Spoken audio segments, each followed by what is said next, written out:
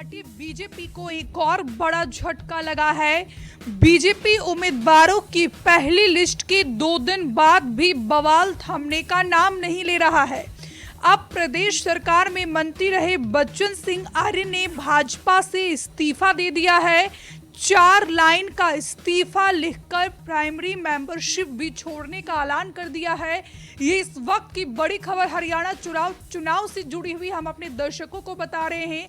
हरियाणा में जींद से बीजेपी को बड़ा झटका लगा है। पूर्व मंत्री बच्चन सिंह आर्य ने बीजेपी से इस्तीफा दे दिया है। वो इस्तीफे की तस्वीरें भी हम आपको दिखा रहे हैं।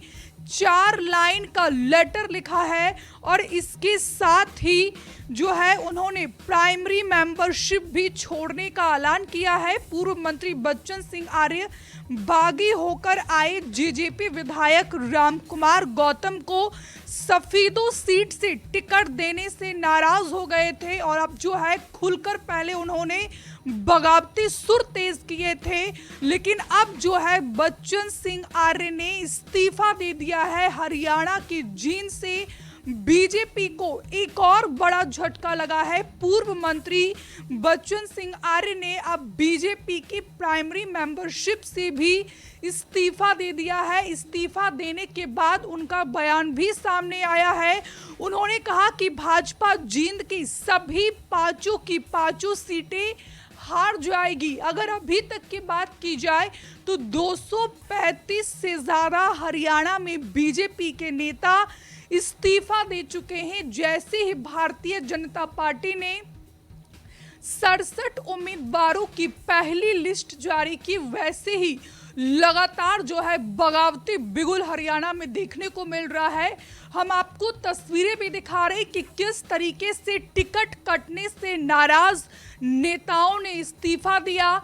ऐसे तमाम मंत्री हैं, जो विधायक हैं, जो नेता हैं, उनके आंसू भी छलक पड़े हैं और ये 4 लाइन का इस्तीफा जो है बाकायदा लिखकर जो वो दे दिया गया है, वो इस्तीफे का वो भी हम आपको दिखा रहे हैं। और इसमें ये लिखा है कि मैं बच्चन सिंह आर्य विधानसभा क्षेत्र आज दिनांक बीजेपी पार्टी की प्राथमिक सदस्यता एवं प्रदेश कार्यकारिणी से त्यागपत्र देता हूं।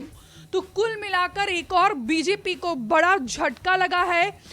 पूर्व मंत्री बच्चन सिंह आर्य बागी होकर आए जेजेपी विधायक रामकुमार गौतम को सफीदो सीट से टिकट देने से नाराज हो गए थे और इससे पहले उन्होंने सोशल मीडिया के जरिए पार्टी से बगावत की संकेत दिए।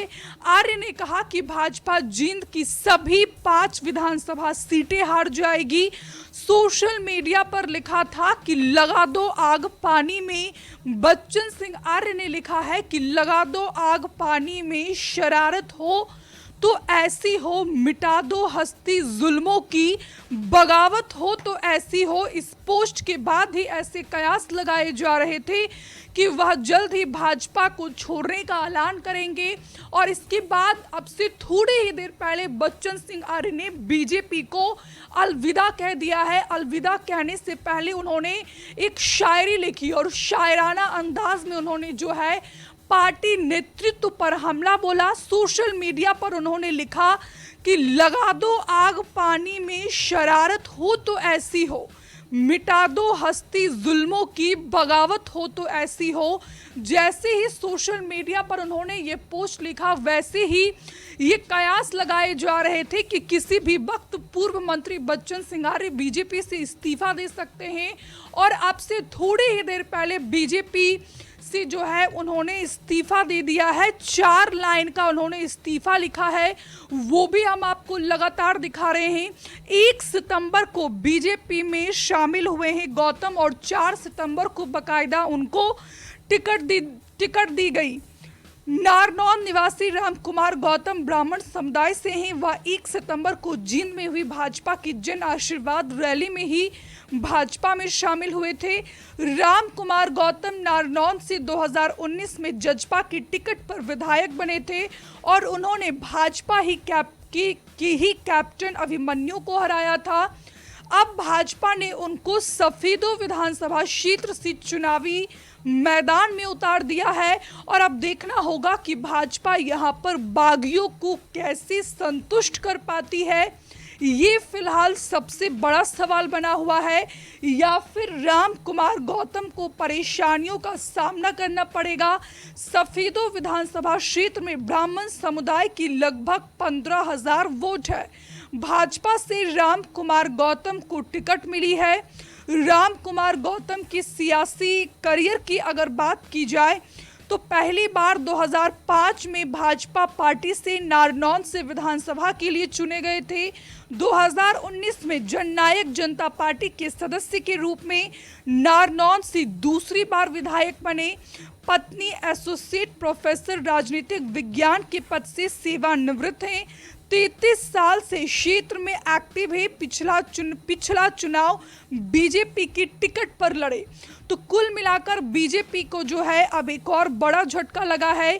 जेजेपी के बागी एमएलए को टिकट देने से नाराज हो गए थे बच्चन सिंह आर्य, और नाराज होकर जो है अब इन्होंने इस्तीफा दे दिया है। 33 साल से एक्टिव थे, भाजपा से पिछला चुनाव हार चुके हैं और शायद यही वजह रही होगी कि इस बार पार्टी ने उन्हें टिकट नहीं दिया। उनकी जगह राम कुमार गौतम को पार्टी ने उम्मीदवार बनाया, लेकिन कुल मिलाकर टिकट कटने से नाराज मंत्री जी ने बीजेपी से अब इस्तीफा दे दिया है। इस्तीफे की झड़ी लगातार बीजेपी में लगती जा रही है। लगातार हम इसका जिक्र कर रहे हैं कि जैसे ही पहली उम्मीदवारों की लिस्ट जारी हुई तब से अगर अभी तक की बात की जाए तो कुल मिलाकर 235 से ज़्यादा लोग अभी तक इस पर इस्तीफा दे चुके हैं। 235 से ज़्यादा बीजेपी के नेता इस्तीफा दे चुके हैं। लगातार जो ये बगावती सुर है वो बीजेपी के शीर्ष नेतृत्व के लिए एक उलझती कहानी बनती जा रही है। कैसे बागियों को मनाया जाए, ये फिलहाल सबसे बड़ा संकट हरियाणा में बीजेपी के लिए बनता जा रहा है। ये तस्वीर भी हम आपको दिखा रहे हैं। ये कंबोज की तस्वीरें हैं जब कंबोज को मनाने के लिए खुद हरियाणा के सीएम नायाब सिंह सैनी पहुंचे तो इस दौरान उन्होंने हाथ मिलाने से इनकार कर दिया।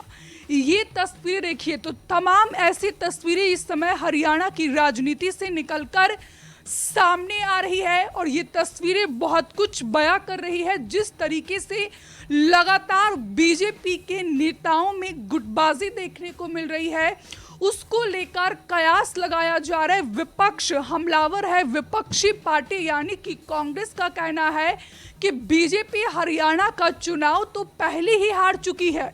अगर इधर कांग्रेस की बात करते हैं तो कांग्रेस में भी कहीं ना कहीं आपसे गुटबाजी है।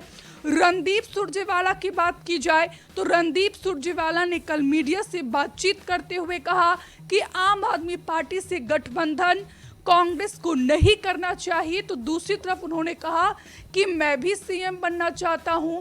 अगर कांग्रेस की बात की जाए, चाहे वो भूपेंद्र सिंह हुड्डा हो, कुमारी शैलजा हो, रणदीप सुरजेवाला हो, ये 3 ऐसे नाम हैं जो सीएम पद के लिए प्रबल दावेदार खुद को मानते हैं। लेकिन इधर बीजेपी के जो नेता हैं, टिकट कटने को लेकर नाराजगी की वजह से वो लगातार एक के बाद कई दिग्गज नेता इस्तीफा दे चुके हैं। हमसे जुड़े रहने के लिए हमारे YouTube चैनल को सब्सक्राइब करें और नई वीडियो की नोटिफिकेशन के लिए बेल आइकॉन को दबाएं।